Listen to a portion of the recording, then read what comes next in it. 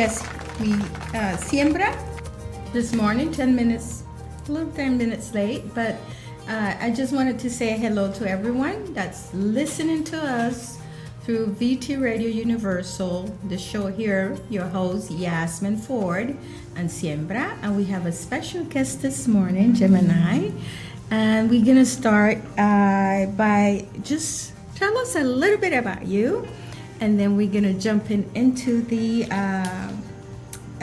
subject that you want to talk about, that what's going on here in the city of Tacoma when it comes to this mega warehouse that they're trying to build. Well, not, they're going to build it, right? It's already. So tell us a little bit about you, Gemini. Yeah, absolutely. First, thanks for having me on the show. Super excited to be here. It's my first time on a radio show, so I'll do my best. So a little bit about me. I am 30 years old. I lived in the Tacoma and Seattle area for like the last, do I need to be closer? Yeah, for like the last, I moved here in 2010, my senior year of high school, and then I went to Tacoma Community College for my associates, and then I moved to Seattle for a little bit to get my bachelor's of science in chemistry with minors in math and physics, and then I came back to Tacoma because I like Tacoma better than Seattle. So we have a little genius here: chemistry, math, physics. Yeah, like numbers. Yeah, I do like numbers, and I like science, and I like chemistry, and I like understanding the natural world, right? Like I like having a perspective of like why are things the way they are, which is actually what brings me into environmental justice, right? Because I want to understand why are we facing these environmental problems, where do these problems come from, and like taking a deeper look like that. So. That's like my academic side of things, but my activism side of things, I first started when I was going to TCC. We restarted the environmental club there. We put in some big student gardens, and I was involved in some of like smaller community student work. And then when I went to Seattle, I kind of fell off of it. That was, 2016 was a rough year. For activists, feeling a little discouraged during the Trump presidency, and then the pandemic hit. I moved back to Tacoma, and it became super clear to me that I need to get back involved, that I need to like stand up and fight for like our city and all of us people in it, right? So because of that. I started studying and learning more about local problems, and in March of this year, we founded the Climate Alliance of the South Sound, which is the organization that I'm in, Climate Alliance of the South Sound, and we have been doing... So how is that came about? Why it is that you guys decided to form these alliances? Yeah, so the reason we decided to form like our own alliance instead of joining an existing one, and don't get me wrong, we are involved in other existing orgs like 350 Tacoma. Some of us are in city neighborhood councils, but the reason we decided to make our own is because I'm a working class person. Almost all of the other people in our organization are working class people, and we want to take the working class approach to environmental justice. Like so often when there are environmental problems, the powers that be and organizations that exist want to, or maybe they don't want to, but they frequently end up off-burdening the like mitigation and harms of climate change onto the working class. A great example of this is like the carbon tax, right? Like the carbon tax impacts working class people who are just trying to drive to and from work a lot more than it does like millionaires or people who make a lot of money. And so those kind of like economic reforms that are supposed to mitigate climate change just hurt working class people. So because of that, we look at like a lot of the existing environmental groups and we see a needed working class perspective. And so that's why we created Climate Alliance of the South Sound, is to help bring that perspective. And there is an initiative right now that's going around about the carbon tax. Yeah, I was going to Walmart the other day and they had me sign an initiative about it. But so tell us a little bit about this project that, and before the show started, we was talking about it, that I was telling you personally, and I tried to keep myself a little bit informed when it comes to what's going on. And then when Chris told me about you, he was like, "You didn't know this was happening?" I'm like, "No, I don't know." And I was telling you, one of the reasons that I my show inclines into politics, it's the reason that I do this is because, especially for the Spanish community, that we migrate to this country, and we work a lot. We work hard. So you're not paying attention to what's going on. And one of the things I've been asking myself a lot of times, why it is that the other party, I'm not saying, doesn't want people to vote? And the reason is that gap that it's getting wider and wider. And if you have more poor people that has to work really hard, 2-3 jobs, they're not paying attention to what the politicians are, the decisions that are making on our behalf, because we are living in survival mode. Absolutely. So, Absolutely. And a lot of times that's what happened. When they make these decisions in these areas that are normally it's more of poor people living or middle class people, you not paying attention to what's going on because you're in this survival mode that you're not really paying attention. So tell us a little bit about the mega, how it started. You were telling me a little bit about the mega warehouse. Yeah. And one of the things that I noticed, I was telling you before we started, is that I'm seeing warehouses popping up everywhere. I don't know if it's because we have the Amazon thing going on, but I'm seeing it everywhere. And the former president, Donald Trump, there's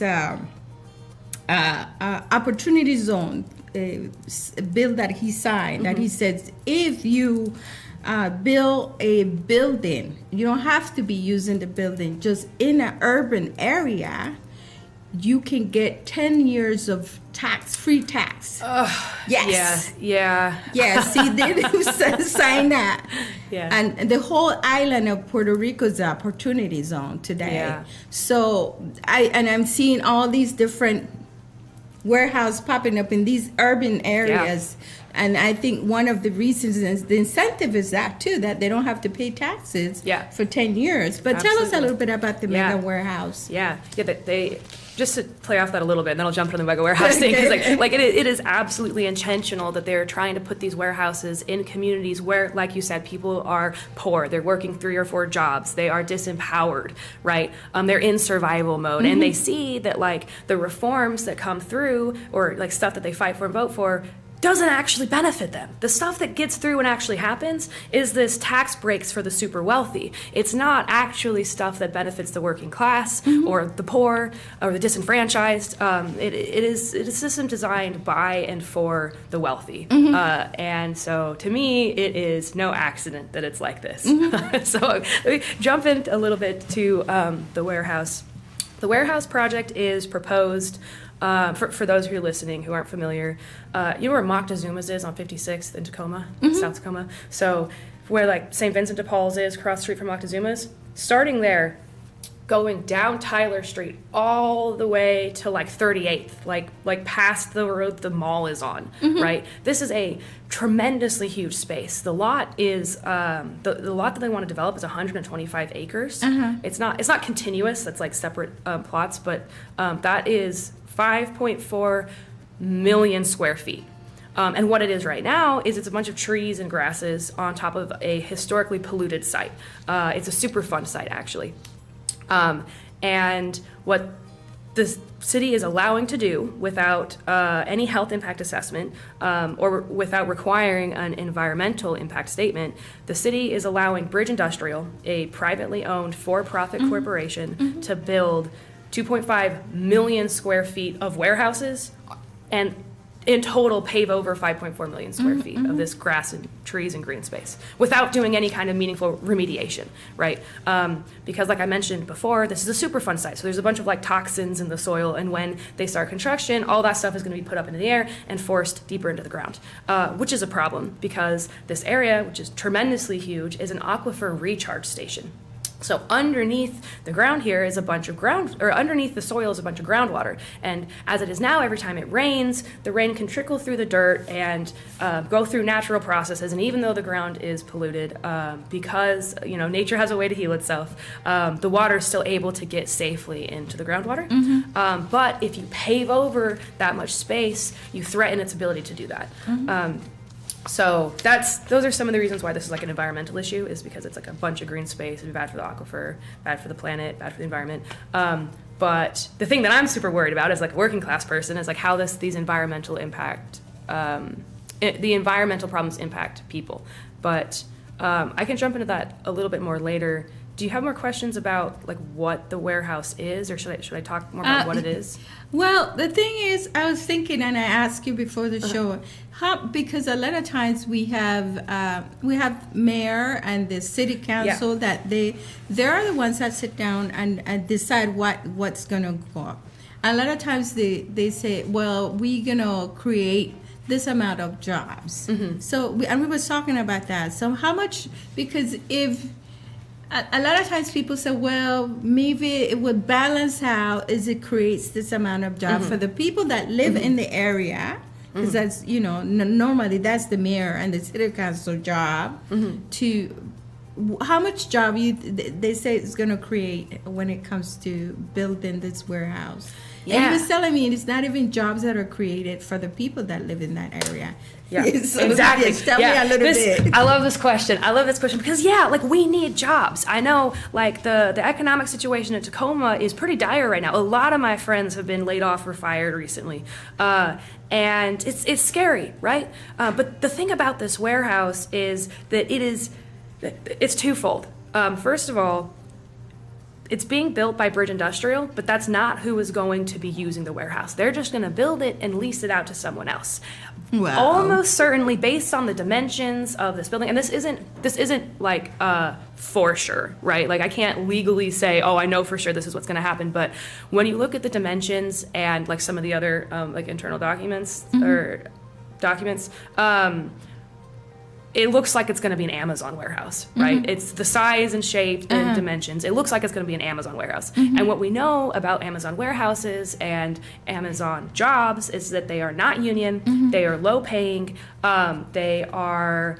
The warehouses are largely automated, so even though this is a tremendously huge project, 2.5 million square feet of warehouses, the actual buildings alone, they're saying this entire space is only going to create like 500 jobs. And again, those jobs are going to be low-paying, non-union, difficult, bad jobs, right? And that is all to say, I get it. So, bad jobs, low-paying, non-union jobs, but still job, right? The thing that all those things have in common is still a job, is still better than nothing. Here's the thing. You could build this warehouse somewhere else and still create the jobs. It is hard to overstate how much this location for the warehouse is in the middle of a neighborhood. It has houses on 3 sides of it, right? In order for the trucks to get to this site, they have to drive past elementary schools and preschools and over crosswalks and through parks, because they have to go deep into the city to get here, because nowadays, it's not an industrial area. The city decided to leave it zoned heavy industrial so that they wouldn't have to there's a lot of speculation as to why. The reason I think is because this is a historically marginalized community. It is still it has double the black population of Tacoma at large, right? This is a black and brown community, and it has a lot of Pacific Islander people too. The location is just a couple blocks from the Asia Pacific Cultural Center, right? So it's not a coincidence they want to put this in the middle of a historically redlined, currently marginalized neighborhood, because the land is cheap, because the city doesn't care about us. And one of the things that I was thinking is, and the reason I ask you when it is that it started is because how much time the people that live there had to know, and how much and what it is the city did for the people that gonna be directly impacted knew about it, what they did, what it is they said. Because normally I would think they would send you a letter or something saying, hey, we're gonna build this, they send you from the city telling you, So how is that happening? Because you told me it started in 2001. That's 2021. That is not a long time for people to, Yeah, so I think the purchase of the land started in 2021, and the official green light of the proposal happened in 2022. So yeah, we've been looking at this for I think 2 years. I maybe double fact checked that on me, because like I said, I only got into this in May or June of this year. But I know that it's been in the works for a little while. But what I can say for sure, because I have been canvassing, going door to door in the neighborhood surrounding the warehouse, is that people don't know about this. The city did not send out flyers. They did not put up a bunch of posters. They didn't call anybody. They didn't text anybody. They didn't tell anybody anything. They put up one flyer on the fence, or one big poster on the fence that was away from the road that people who lived there wouldn't see. Sorry, I hit that. And then, we're oh, well, we told you guys, don't worry. They technically had, a public comment section, but, you can only comment on something if you know about it. And I think they worked really hard to make sure that people didn't know about it, because they know if we knew about it, we're going to protest it. And that makes things inconvenient for them, right? So there was not a survey or anything to ask people what they think about building. Now, so we have 2021, 2022, so this... And how was the process for them to pass it? How's that work? Do you know how it works? A little bit, yeah. So the Bridge Industrial bought the land. They paid for the land. It is privately held land that's theirs, right? But that doesn't mean they can just do whatever they want with it. There needs to be some kind of investigation into the environmental and health impacts. But when I say investigation, it's before you do the investigation, you need to decide what is needed. And so what the city did is they went in and they looked at the 5.4 million square foot plot, which I remind you is one of the only green spaces in this census tract. So that census tract has 9% tree canopy. For comparison, there are places other in the city that have 30 or 40% tree canopy. Wow, so that's not a lot. Yeah, so there already aren't very many parks, there aren't already very many trees. A lack of trees means worse air quality because the trees filter the air. It means worsened effects from extreme heat because, I like to ask people, on a hot day, which gets hotter, cement or a tree? It's the cement, right? Cement gets a lot harder. It traps heat for longer. And so the trees are super duper important for the well-being of the community. And so the city is looking at this project in a historically red line neighborhood in a census tract that has 9% tree canopy that the city has given the lowest possible equity score in all of Tacoma. The lowest score you can get. They have the lowest score you can get for equity. They look at all this and they say, oh, this project, it's not significant. It's mitigated non-significant. Just if you put up some signs that say don't idle your trucks, you're good. You can go ahead with this project without doing an environmental impact assessment and without doing, an environmental impact statement, which is something that Bridge Industrial would have to do, or a health impact assessment, which is something the city could do. So basically, the process of them deciding how to move forward with this project was just deciding that they don't need to do anything and you can just go ahead with it and start getting the permits. Because, you still have to get building permits and stuff, but that's outside of the purview of the city. And I was thinking, because I was listening to NPR the other day and it's saying that with the climate, the global warming, what's happening in the urban areas in the United States and a lot of places in the United States that is getting hotter in these areas because of the lack of tree. Yeah. Yes, because you notice from they was talking about Detroit. They said there's certain areas in Detroit where the heat is so much, it's so hot because, and it's in the urban areas where there's no trees. Yep. So now you're telling me, so this about 2 years to decide this. So how it is that the people you got, because I know that the neighborhood, and you created this, how it is that the people reacted when I told them what was going on? Yeah, I'm glad you asked. I'm sorry. I want to go back to the heat thing. The phenomenon is called the heat island effect. And for people who are listening who are interested, there are a bunch of maps of Tacoma that show this. So you can see they did a bunch of studies and took temperatures all over the city across days to show the heat impact. So if you're interested in the heat island effect in Tacoma, you can just Google that, and there's a bunch of maps and research. It's really interesting. Yeah. So sorry to digress from that, but to jump. Say your question one more time. Yes. What was the reaction of the people when you let them know what was going on? What was that reaction? Shocked. A lot of time people can't believe that they don't know, right? Because again, we're prioritizing raising awareness in the neighborhoods that are closest to the warehouse site, which there's like some apartments, there's a bunch of houses here and here. I have a big map. I should have brought it if I I could be pointing to a map right now. Yeah, when I look at your site online, I saw they were showing the map too. Yeah. Where it was located. Yeah.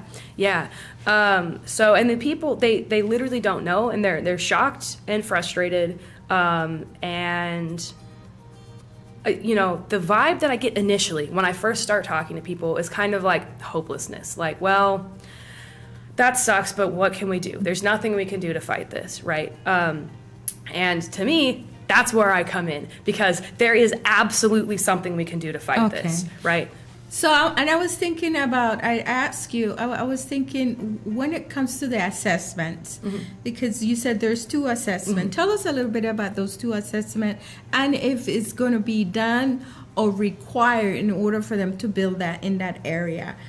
Or you guys had to push, and the community had to push for them to do that assessment before they start building anything. Yeah. So, this is a great question. So the city has already decided not to do a health impact assessment and to not require an environmental impact assessment. Wow. So right now, as things are, and I'll elaborate a little bit more in a second, as things stand right now, neither of those things are required, and the Bridge Industrial can just move forward with building. So I don't like that. There are lots of other organizations that don't like that, specifically 350 Tacoma and the South Tacoma Neighborhood Council. Talked to Earth Justice, sorry I keep hitting this, and are now being represented by Earth Justice in a court case. I don't know if you call it a court case. They have appealed the decision. So they have gone to the city. We're like, hey, we think you made the wrong decision. You should do you should give this project a determination of significance rather than the mitigated non-significance that they previously gave it. You should overturn that mitigated non-significance. You should give it a determination of significance, and with that determination, it would require an environmental impact statement. So right now, that legal battle is still going on. We're going to hear back from the hearing examiner, which is a Tacoma official who normally, this is how it was explained to me, because this is kind of new to me. I'm not like a... legal. I'm a working class. Not in the legal aspect when it comes to that part. Yeah, so maybe you guys know what a hearing examiner is. I didn't know what it was. No, I don't either. So. In the city of Tacoma, it is not an elected position. It's just like some guy that they hired. And as it was explained to me, it's normally he does stuff like settling right-of-way disputes, like which neighbor gets to plant stuff on the right-of-way, right? Okay. Like kind of small stuff. It was explained to me that this is like the biggest thing that he has ever had to rule on. And because this is kind of like a weird place for this, in my opinion, a weird place for this determination to go, there aren't like robust... He has no timeline. He can basically take as long as he wants to come up with some decision, and while he's deciding, the previous determination stays. So he's still deciding whether he wants to overturn the mitigated non-significance determination, and he has an indefinite amount of time to do that. That being said, we have heard rumors that he should have an answer to us by next week.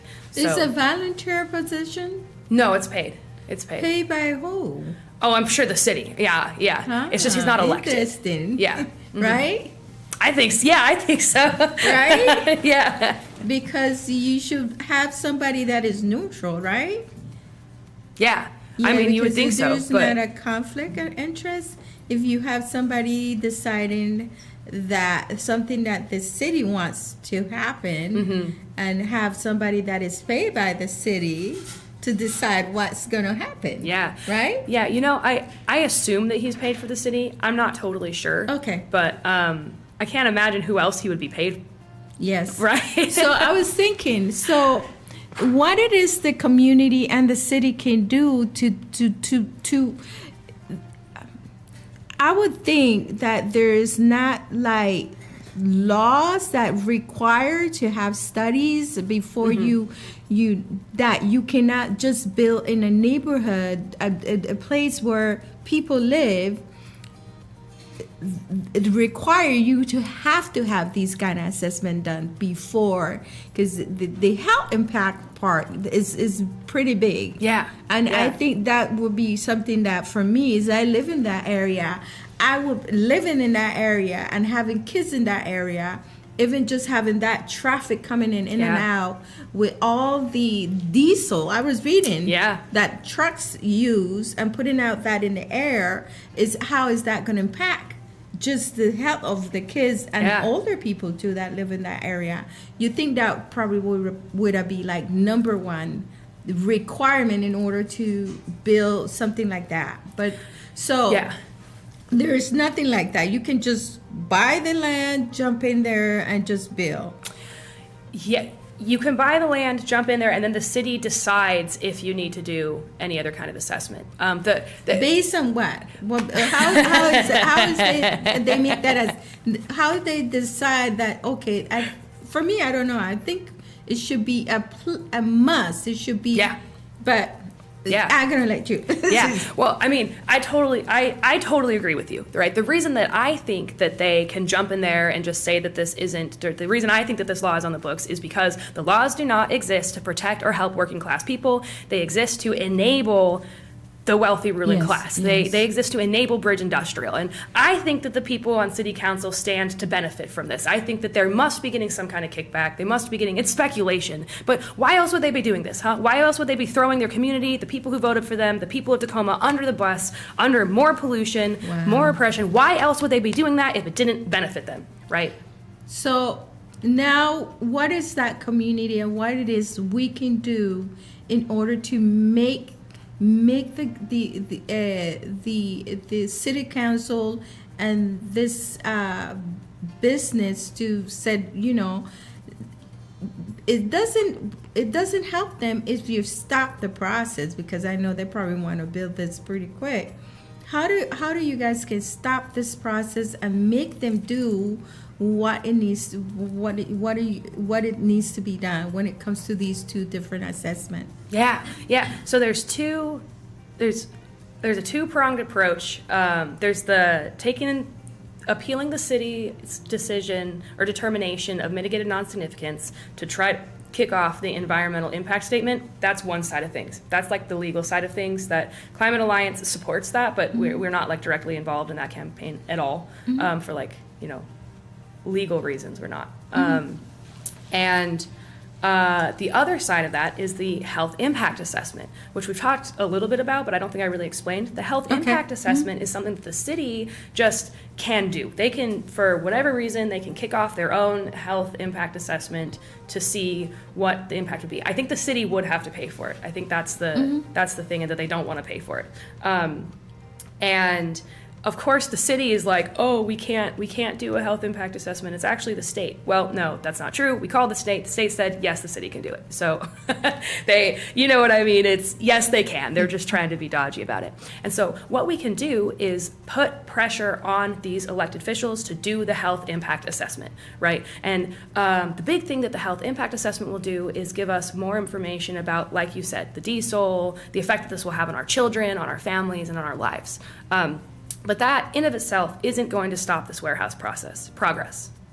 Yeah, what is going to stop the warehouse is public outcry, people showing up. We have fought battles like this before, and we have won, right? In 2016, they planned the methanol refinery here. They wanted to put one of the biggest methanol refineries in the world in Tacoma. Do you remember this? Yeah. I don't know if you know this, we do not have the world's largest methanol refinery here. Yes. I was at those city council meetings, we went, we showed up, we fought, and we won, right? Because ultimately, everything that gets done in Tacoma does not get done by the mayor, it does not get done by the hearing examiner, it gets done by working class people. We make everything. We made this building, we made these microphones, maybe not in Tacoma, the microphone I mean, but like everything that gets made by working class people. Yes. And they know deep down that we have all of the power. And if enough of us show up and make a stink and make a public outcry and show them with their bad intentions and bad plans on their face, it's going to be a PR nightmare for Bridge Industrial, and they they are probably going to pull out, right? We've seen that in Tacoma with Luma the Cedar recently, putting a bunch of pressure on a company that wanted to develop some land. They won. The company backed off and did not develop the land. We've seen similar warehouse projects like in Minneapolis. There was actually an existing warehouse on a Superfund site that the city wanted to tear down and put in a big parking lot for city vehicles. And the people who live there, again, of course, was within a marginalized community. They were like, no, we don't want that. I think that we should turn this into a hydroponic garden instead, a community-led food sovereignty hydroponic garden. And they fought, and they won. So there is precedence. We can fight, and we can win, and we're going to do that in a two-pronged approach, or we have two strategies. The first is the legal side, which I said. The second is put pressure on the city and put pressure on Bridge Industrial. But in order to do that, we need public outcry. We need people to know. So the first step is awareness, which is what we're doing right now, which is going door to door. We're canvassing, we're installing murals, we're installing other big signage so that people can learn about this. We're doing radio shows, we're going into newspapers, getting out the message as much as we possibly can. Phase two is agitating, right? Is like showing people that like, hey, we can fight and we can win. Come to events, come to rallies, come to stuff, get involved, get feet on the ground. Let's do the work, right? Step three is to actually go and show up and put pressure on City Hall. So once we have consistently 100+ people coming to these events, we want to do a sit-in at City Hall and demand that they do the health impact assessment because they do have the power to do it. And what kind of events do you have? Is people want to know and start getting engaged? Yeah. What is the next step that you have? Let's say, what kind of event is I want to go and just support? Yeah. Tell us a little bit about that. So we have a rally every month. We meet every Monday. There's always a vegan gluten-free meal provided for free. It's at 311 Puyallup Ave. It's right next to Freight House Square. Everyone's welcome. You're welcome to just come eat and leave. That's fine too. And those are our planning meetings where we discuss the next steps to plan our future events. Our next event that we're having, our previous event was on September 17th, I think. Maybe September 20th. I don't remember.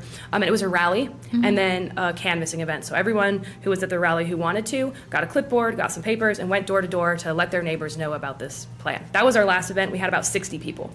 Our next event is going to be October 14th. There'll be more information on our website or Instagram. The website is just climatealliancesouthsound.org. Likewise, the Instagram is climate.alliance.south.sound. And that's going to be another rally. So where we have speakers, like for example, at our last rally, we had speakers we had Obanayu from the Black Panther Party. We had Sean from the Industrial Workers of the World. Who else? We had some really awesome speakers at the last rally. So we'll have some more awesome speakers at this rally to offer different perspectives, raise awareness, and then we're going to do a big mural installation. So on the Tyler Street, which is a very busy street, yes, they put in that giant fence with the barbed wire. It's like a 9 foot by 9 foot. Each block is 9 feet by 9 feet. We're encouraging people to bring like an old T-shirt or a sheet, and we're ripping it into strips and tying it onto the fence to build a message. You're driven on I-5, you see that Justice for Jackie sign? Yes, we're doing that on the fence. Oh, nice. So the 14th, October 14th, yes. That is, I think, a Saturday. It's a Saturday, It correct. is a Saturday. Now, I was thinking of the governor, Jay Inslee, that he proclaimed to be, well, and I'm not questioning him. I kind of like him, but to be environmental. You guys even think about signing? He doesn't have no jurisdiction in this that's going on, or you guys can even approach him and engage with him and tell him what's going on. That's a really good question. That sounds like something maybe 350 Tacoma has done or would do. For again, the Climate Alliance of the South Sound, my perspective is that we need to be working with the people. We need to be actually talking to the people who live in these neighborhoods, our community members. To get them engaged too. Yeah. So yeah. Okay. But we have, I should say, 350 Tacoma and South Tacoma Neighborhood Council, and the Conversation 253 is another big one. They have done a lot of outreach to other organizations, the health department, the ecology department, of the county, the county, and then the EPA. All of those organizations have come out with concerns about this project. I can't say they're like in opposition to the project, but they have been like, hey, why are you not doing a health impact assessment? That's kind of nuts, right? So I bet, yeah, if they haven't already reached out to Jay Inslee, it might be a good thing to do. Yeah. What is the impact when things like that happen in these type of neighborhood? Yeah. So the big thing is, you probably already know this, like Black and brown people already suffer higher than average rates of asthma, right? Like history and legacy of environmental racism means that like the people who are already marginalized face the worst impacts of climate change and pollution. And so what this means is bringing up to 12,000 more trucks and 18-wheeler truck trips into our neighborhood a day, bringing pollution and noise and sound and danger. That adds to people's negative health outcomes. It gives people asthma. It gives people sleeping issues, right, because of the sound and the noise and the constant I already said sound and noise, but it directly causes negative health outcomes, which the city has already recognized. Like I said before, the city of Tacoma has this equity index where they have mapped like every census tract in Tacoma and looked at like people's health, their job opportunities, their education, how long they live, premature births. They have like 38 different factors they look at or something to determine this, and they've already determined that the South Tacoma neighborhood has the worst outcomes in the city. It has the lowest possible score. And it has the lowest possible score because of all of projects like this, heavy industrial projects in the middle of a neighborhood that bring pollution and issues to the people, right? So I was thinking environmentally, because like I was telling you, I used to drive to DuPont back and forth, and I always thought about the universe is a universe of this forestation, from the littlest tiniest beetle or ants to we have squirrels, deers moving in this forestation that we can see what's happening. How is interrupted when you come in? And a lot of times we were talking, I hear in the news that said there is a influx of coyotes in Tacoma now, and we complain about the animals, but we really taking more space from the forestation and from this, natural habitat that is not only is animals and plants and trees that we, so how is that get impacted too? Yeah. So an important part to mention here is that the Superfund site that this is on used to be called the South Tacoma Channel, but it had the word channel in it because this is historically like a wetlands. This is a place where like water wants to gather. It's on top of an aquifer. I think I said that right. It is a wet, marshy land where animals that all of their other habitat has been destroyed can find refuge here, but it would need to be rehabilitated. It would need to be restored, because what they've done is they've filled in sand and contaminants and poison into this land so that it's not functioning how it wants to function because of intervention, right? And we went in and did the intervention to destroy the habitat. I think we should come back in and do the intervention to restore the habitat. And what that would mean is a place for owls and other animals to live. Right now, there are already owls and birds who live there. And if you were to reforest that area and return it to its correct ecological niche, then you would be having more of these animals coming back in. And again, the healthy, this is something that some people have said to me.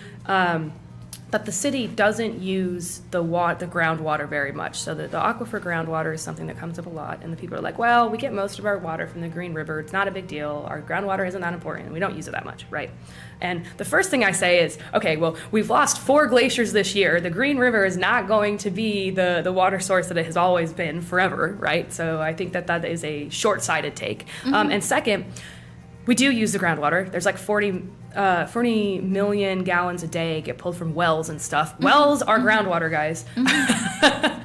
And thirdly, even if that wasn't true, even if we weren't using the groundwater, even if we had plenty of water from the Green River, we are not the only organisms that live here. Yeah, exactly. The trees, Yes. a tree is as big under the ground as it is above the ground. Yes. Those roots go into the water table, and that's how they get water. That's how they provide habitat for animals. That's how they provide shade and moisture and air purifying for all of nature. Because I feel like there's like this, to me, false dichotomy that gets created between nature and humans. We are part of nature. We are animals, and humans have been living in harmony with nature for, as the Puyallup tribe says, time immemorial. I won't say harmony. I would Sorry? say that we're living in harmony with the nature. I don't think human beings, and I'm just agreeing with you.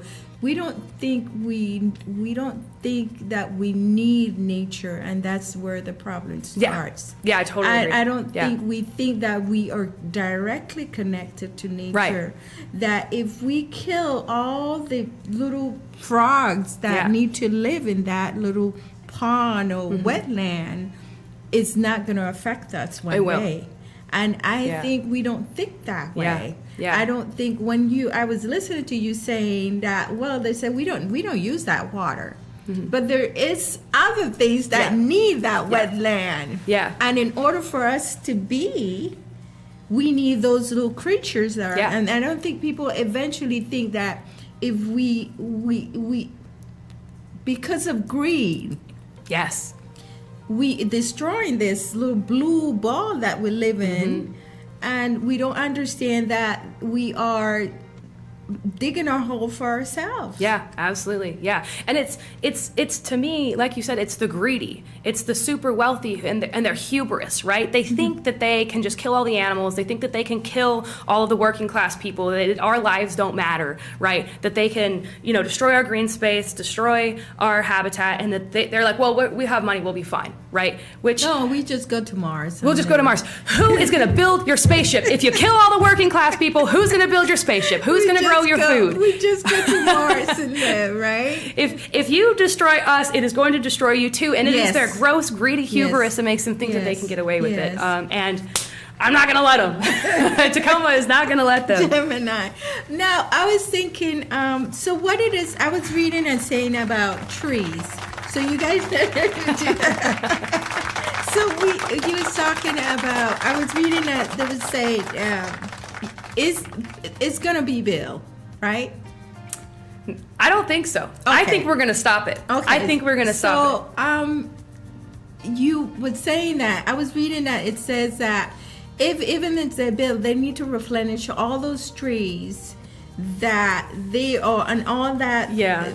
So talk to me a little bit about that. Yeah. So this is. I'm really glad you brought this up because it's a good question. It's a good thing. First of all, the first thing I want to say is, do we trust this for-profit mega corporation? Do we? Maybe they're not a mega corporation. They're they don't own all the warehouses in the world, but they are big. They're a multi-million-dollar company.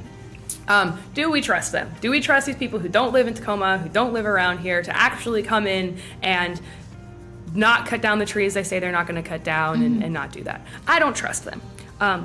But I think they're just going to clear all the trees that they want and get away with it, because that's what usually happens. That being said, let's give them the benefit of the doubt. Let's say that they do actually do what they say they're going to do, and they don't chop down all the trees on the ridge. They leave some of those trees and they plant some more trees. Well, the first thing I want to say is planting new trees after you've cut down a big tree is silly, because that one little tree cannot do what the big tree did. The big tree is like 200-300 years old, right? If you wanted to replace that tree, you would have needed to plant a tree 200-300 years ago. Right? You can't plant a tree now, chop down another tree and say, no, it's cool, we got it, right? Because the amount of air and water and heat that the big tree filters will not be replaced by those little trees for hundreds of years. So it's not an equitable exchange, right? Second, we were just talking about the groundwater. If you pave over all the space, sure, let's say you leave the trees up there, and then you pave over all the space and you destroy the aquifer. What's going to happen to those trees? Are they going to live? Are they going to thrive? Are they going to be healthy? No, right? You messed up their groundwater, right? You've destroyed the environment that they're growing in. It's like we've been talking about, all of these different pieces are connected, and if you destroy one part of it, it's going to harm the other parts as well. A sick tree that doesn't have enough water, that isn't being watered, it isn't being taken care of, cannot filter the air, cannot photosynthesize like a healthy tree can, right? And so it's, even if they do what they say, which I don't think they will, it is still not enough.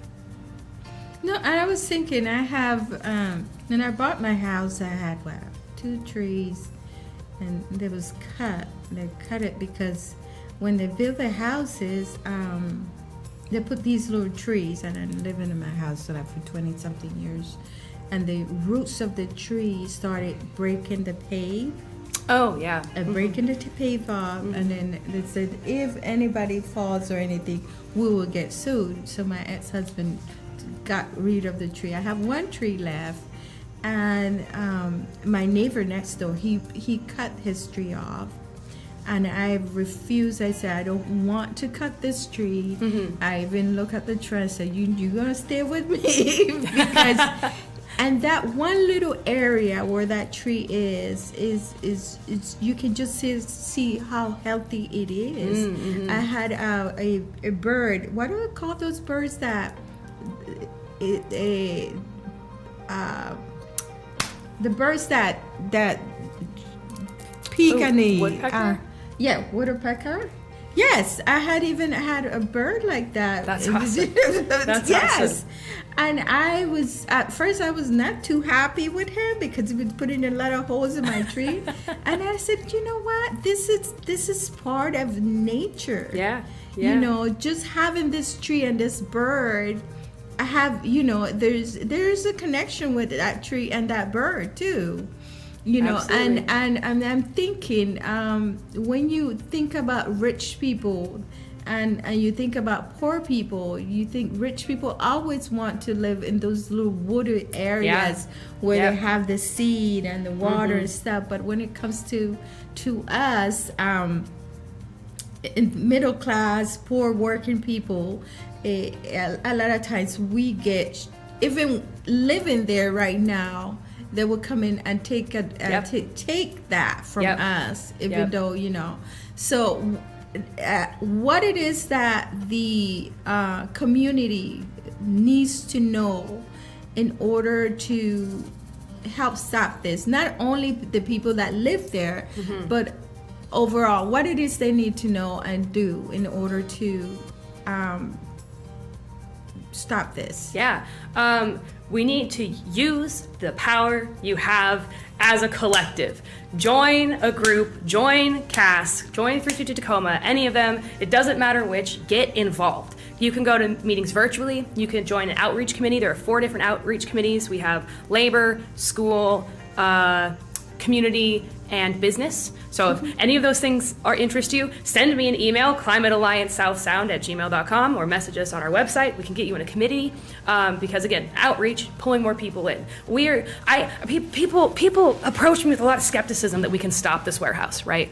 They're like, well, I'm not sure if we can stop this. It's something we face a lot with when we're doing this, like I said, is people's pessimism, and I want to talk about that a little bit more while I'm trying to ask people to join, right? Like, come to the meetings, come get some free food. We made a bunch of cool pins. Come get some cool pins. I have a really cool flyer I made that I was supposed to bring some today, but they're so cool I gave all of them out, so I have to make some more flyers. But to circle that back, when I'm asking people to join, I know there's a lot of skepticism that we can stop this, and I want to pause this question about like hope. Right? And what people often say is well, you don't want to give people false hope, right? Like, false hope is bad. And if you hope for something, you don't get it, that can make you feel bad, and that sucks, right? But this phrase, false hope, what does that mean? What can be false about hope? Right? Hope is the belief that things are going to work out, that you're going to have the outcome that you're fighting for, that things can be better, and that you can have a healthy life, and that you can fight, and that you can win, right? There's nothing, to me, false hope is an oxymoron. That doesn't exist. Built into hope is the possibility of failure. But I think that that avoiding doing something because of like false hope, the consequences of that, meaning that you don't fight, that you don't stand up, that you don't join in, that you don't use your collective power, the consequences of false hope, to me, are much, much worse than false hopelessness. I think that is being defeated. You're already fighting a fight that you don't think you're gonna win. Why even fight it? Is Yeah. think you're gonna win it, right? You gotta fight something that you want to win. Yes, and I was thinking last time I was talking to Christian here. We was talking, and I don't know, maybe I shouldn't mention it, but we was talking. I was asking him about why it is that we need a union, because we started a union for radios, the community radio, and he was explaining to me that it's always better to have a group of people. I think they would listen, and I'm listening to you, when you have more people than you showing up by yourself. Yeah, absolutely. I think you have the attention of the politicians and even of people. He was telling me, I knock the door and I show up by myself, they're not going to pay attention. But if you have 100 people that come together and show up, they're going to say, wait a minute, we need to start paying attention. And I'm listening to you right now, what you were saying, and that's exactly what you, the more people that get engaged, the more, then you're going to have these, the politicians and this construction people, business people going to stop. And the truth is, for politicians like the mayor and the city councils, these people that come and build stuff, it's not going to help them to stay in, the next time they run, people might remember and say, you did this. Yeah. You did that. You had people come from other places of the country and build in our area. Yeah. You did this. We're going to punish you for that. So one of the things I was thinking also is collectively, if right now I don't live in that part of Tacoma, right? But like I told you, I noticed that there's more and more warehouses that just sit. They build them and it says for lease. Yep. And I noticed that because I'm thinking, why are you even building something that you don't have anything to do with it? Yeah. You think you will build because you already have something to put or do there. But we were talking about the former president. I was thinking a lot of times we don't think, well, it's not in my neighborhood. That doesn't affect me, so I'm not even going to get involved. And you think, but you never know. Is it happen in this neighborhood? You never know. So let's talk a little bit about the environment, worldwide, because we were talking about that. I love to watch documentaries, and last I was watching documentary about Senegal. That I want to go to Africa and stay probably for 2 months. It's just because it's beautiful, and all the resources that are in Africa, Ghana, Congo, where China, and I was talking about United States and China, that is the biggest polluters in the world. They put how much of gas in the world, and we don't understand the impact that we have worldwide. That the decisions that the United States and China makes today is impacting that country of Senegal in Africa that wash 22 homes, and these people live right in the coast, and they live by fishing. And now we don't think, oh well, that's across Africa, that continent has nothing to do with us. Talk a little bit about that, environmentally, globally, what's going on, and why it is that you decided to go to school and major. Because I was thinking, in 20 years ago, people would not major in what you major in right now. What was you went to school for, and people would say, "Nah, that's you're not gonna find a job doing that." Well, they were right. I don't have a job doing that. But and I'm thinking of Jimmy Carter. I was listening to right now. He's going to be 99 years old. No, he's 99 years old today. Oh, wow. I love him. I love that president. I remember in the 1970s, you probably wasn't born, He put the solar panels in the White House. Oh, okay, cool. Yes, in the 1970s. Wow, yeah. And President Reagan came and took them down.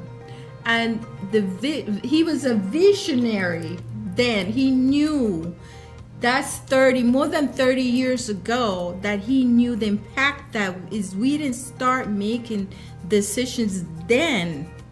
Yeah. What we see today wouldn't happen. Is we would have him in a second term. But that's another story. And. So let's talk a little bit about what's going on when it comes to the United States and China. And I was talking about Panama. From Panama, what is happening right now with the canal? What's happening right now? My mom was telling me there's shortage of water in certain areas of the different states, and we don't think that globally. I always like to say that we are a human race. We are a human race. We are not, whether I look different than you, at the end of the day, whatever decision I make can directly impact you. And I don't think people think when it comes to the environment that is happening. Yeah. There's a lot there. I'm gonna start with from the warehouse and how the warehouse if the warehouse is not directly in your neighborhood, well, will it impact you? To me the obvious answer is yes, it will impact you, right? Because I don't technically live in South Tacoma either. I live in South End, and the traffic that's going to be caused by all these trucks is going to be so bad it's going to back up to my house, right? So even if you don't live in the neighborhood, the impacts are still going to be felt, right? And that is true on the global scale too. Just because you don't live in the United States doesn't mean that you don't experience the horrors of imperialism, obviously. You know what I mean? We talk about U.S. being the world's #1 polluter, and it's specifically the U.S. military that is the biggest polluter in the world. Yes. The U.S., just for context, do you know how many military bases the U.S. has globally? No. You give me a guess. Just give me a guess. Maybe 200? It's more. 400? 800. Wow. 800 bases globally. Yeah. And that's for the U.S.'s population, which is, I don't know, 500 million. How many people live here? 300 million? A little bit more than 3 million. 300 million, something, yeah, right there. Yeah, something yes, like that. Yes. It's in millions. But China has 3 billion people live there? No, 1.7 billion. Yeah, 1.8. 1. Yeah, okay, you guys, you're much better with the numbers than me. In the billions of people. Yes, China and India is in the billions. Yeah. So the conditions in China are a lot different than here, right? We are both big polluters, but they have a lot more people. You know what I mean? God. And we, I don't know, I want to struggle against this tendency to look at environmental issues as an individual problem, because yes, our actions individually impact everybody, but we don't do really anything truly as individuals. We live in a collective, right? Yes. I didn't build this chair, I didn't cook any of the food that I ate today, you know what I mean? And so when we're looking at the impacts of decisions at the global scale, I think that we need to be looking at systems. I think we need to be looking at the collective and not the individual, which is, when I say I'm a working class environmental activist, that's part of what I mean, is that I don't think that you and I can just, well, I think it is good things to do and that we should do this. I don't think that us collecting rainwater and saving water or going vegan, I've been vegan 10 years, right? I don't think that these things are going to solve climate change. I don't think that these are going to solve the problems. I think that holding greedy corporations and the people in power accountable and actually changing the system so that the interests of the people who are actually impacted by laws, or the interests of the people who are actually represented, rather than the interests of the corporations. But that's a digression to tie into the bigger question about like the small things that we do here impact the entire world, right? And that's especially true in the United States because of like the petrodollar and like U.S. global hegemony.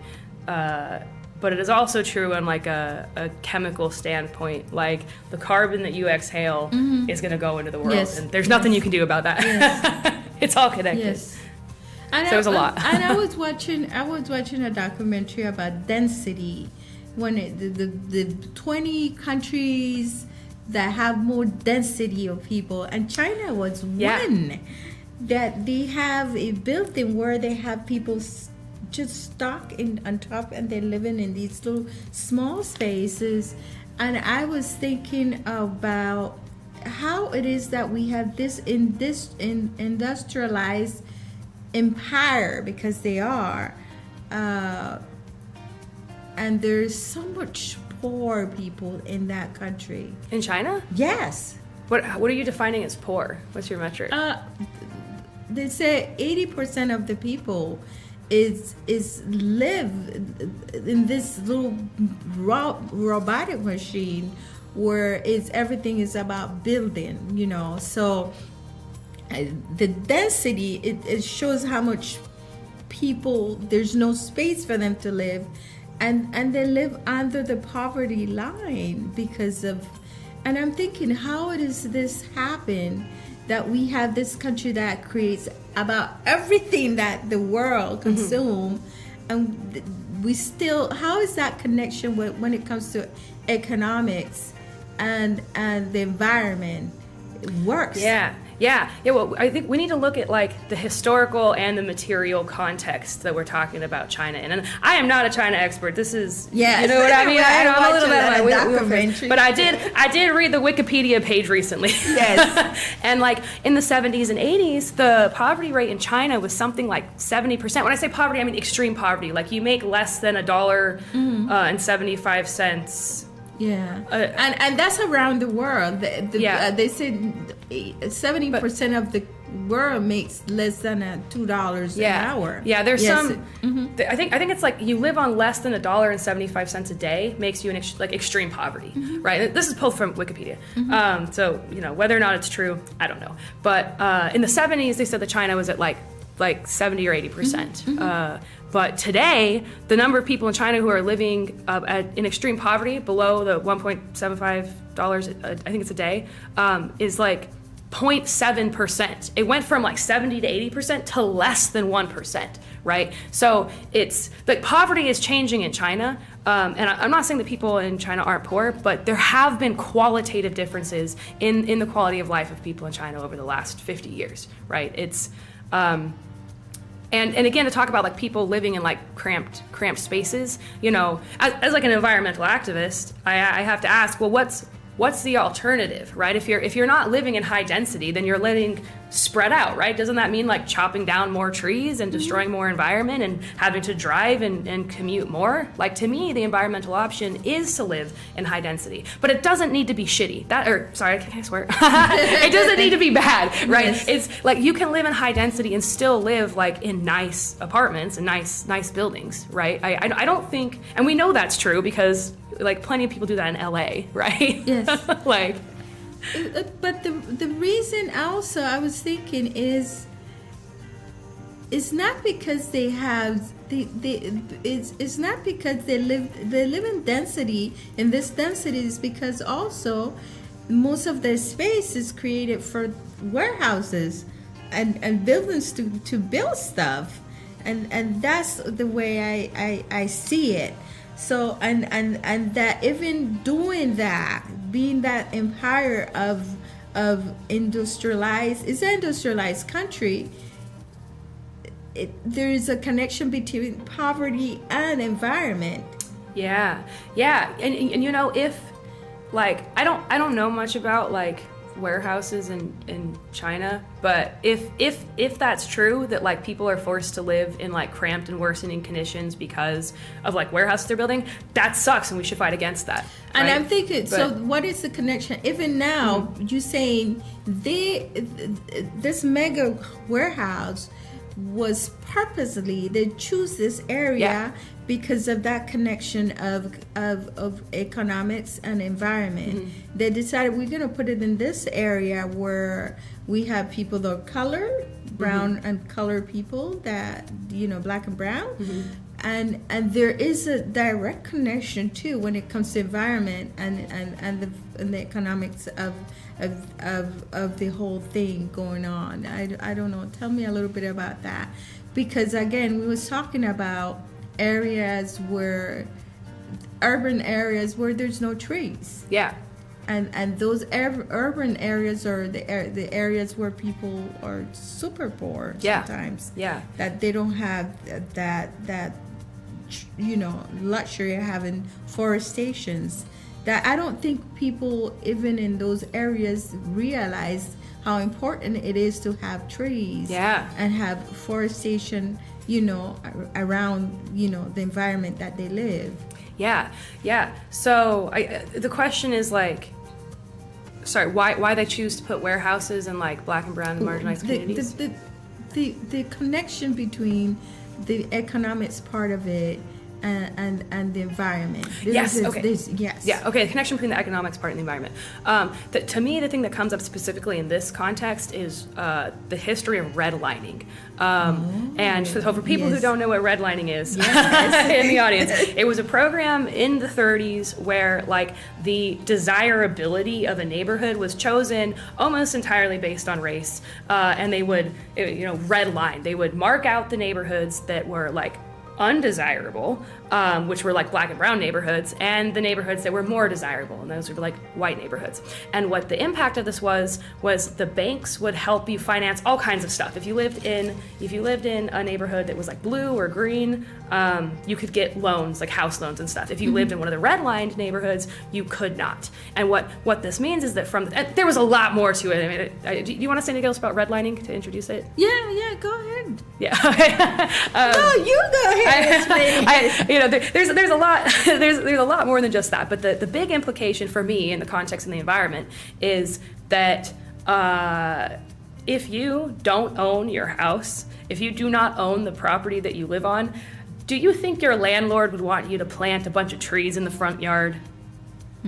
That's a good. Probably not. Probably not. If you do not own the land, do you think that you know, if you don't live there and you're just renting the land out, do you think you care how many trees are there? No. You don't live there, right? And so the legacy of redlining, the fact that like black and brown people were not empowered, or in a lot of cases not even allowed to own houses, and when they did, they got like eminent domain, which is like a whole nother story, or bombed, right? Like anyway, so I digress.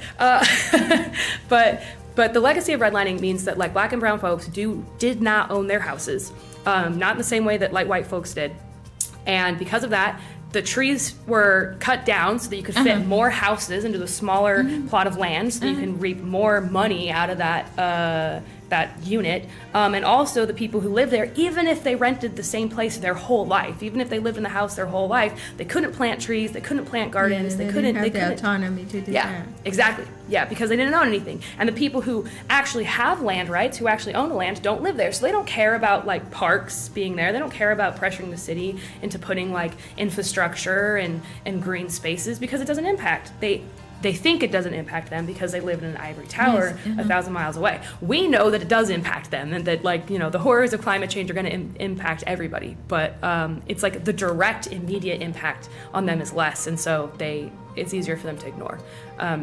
And so I see this legacy of redlining being, I mean, not just I see, it is. Like, it is the material basis for the lack of trees and the lack of green spaces in South Tacoma and redlined communities all over the country today. Wow, yes. So we, how much time we have, Chris? We have, so if you was to, just tell us a little bit about the communities. You was to tell other people that not live like me. I was saying I don't live in that community. Why would I even care?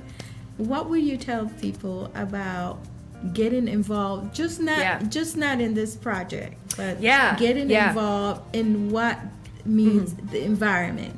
You know, being more aware. And one of the things that I was saying, because I keep saying, why it is that we have two major parties, and one of the parties are really trying to widen the gap of not we almost don't have a middle class anymore. We have the working class. 100%. That sometimes everything is going up so high. But housing and all of these different things, that they put in more houses, that also is taking more space from the environment and the habitat and the forestation and the natural habitat that people live there.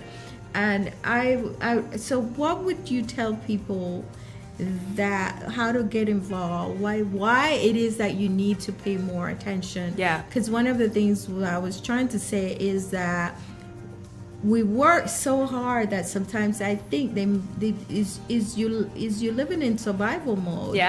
You're not paying attention to what's happening and people that are making decisions in the schools where you go, where you live, the taxes that you pay, all those different things. And that's the hope, that you are so living in the survival mode that you don't really have the time to pay attention to these decisions. And when you open your eyes and you look, oh my God, this thing is here and I didn't even know what happened. How did it got here? So what would you tell people how to get involved more in the environment? It affects us, everyone. I would say get involved in your local community, right? If you have if you are ready to join the fight, or if you are ready to release yourself of the hopelessness, what I like to call false hopelessness, right? Which is where people say there's nothing we can do. Oh, there's nothing we can do to stop this, or we're all gonna die. It's gonna be a disaster, right? Okay, maybe that's true, but what if it isn't? What if it's false hopelessness? What if you are hopeless and defeated and you're wrong and you could fight and you could win, right? To me, the consequences of that are a lot worse than false hope. And so I say, when you are ready to shed yourself of the hopelessness or the false hopelessness, get involved in your community. Don't drive to Tacoma from Bellevue to come fight the warehouse. You got fights at home that you need to meet your neighbors. We live in a society that benefits from isolating us, that benefits from us not knowing our neighbors, benefits us from us not working together, right? And they tell us that, they put all this true crime stuff and are be afraid of your neighbor, don't talk to people, don't knock on people's doors, you're gonna be annoying, or whatever, right? Whatever they tell you to keep you from knowing each other and meeting each other. Fight against that. Meet your neighbors, join a community council, join your local organizations, get to know your neighbors, because all of our power comes from our collective.